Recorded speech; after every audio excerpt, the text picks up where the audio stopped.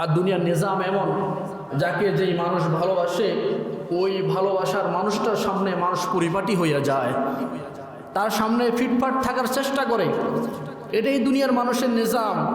তো আমরা যদি আল্লাহ তাআলাকে ভালোবাসতে পারতাম, তো আল্লাহ তাআলার সামনে দাঁড়িয়ে আল্লাহ তাআলার ইবাদত বন্দেগীও আমরা ওইভাবেই করতাম যেরকমভাবে আল্লাহ তাআলা আমাদের কাছ থেকে চান। আমরা আল্লাহ তাআলার ইবাদত ওইভাবেই করতাম যেরকমটা আল্লাহ তাআলার হাবিব আমাদেরকে শিক্ষা দিয়েছেন। কিন্তু আফসোস, আল্লাহ তাআলার ভালোবাসা আমাদের দিলের মধ্যে আমরা এখনো পয়দা করতে পারলাম না। অথচ আল্লাহ তাআলা কোরআন কারীমের মধ্যে অসংখ্য জায়গায় বলেছেন, মুমিন মুসলমান তারা তো আল্লাহ তাআলাকেই ভালোবাসে। ওয়াল্লাযীনা আমানু আশাদ্দু হুব্বাল লিল্লাহ।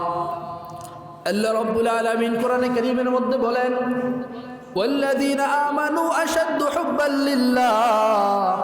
যাদের ভিতরে ন্যূনতম ঈমান হলেও আছে, যাদের ভিতরে ঈমানের দৌলত আছে, যারা নিজেদেরকে ঈমানদার হিসেবে দাবি করবে, ওই লোকগুলা দুনিয়ার কোনো তন্ত্রমন্ত্র, দুনিয়ার কোনো দামি মানুষকে তাদের দিলের মধ্যে জায়গা দিবে না। তাদের দিলের মধ্যে সবচেয়ে বেশি যার মহাব্বত থাকবেন তিনি হলেন আমার আল্লাহ। আল্লাহ তাআলার মহাব্বত পরিপূর্ণ দিলের মধ্যে জায়গা হবে, এটাই তো একজন মুমিনের সিফত হওয়া চাই।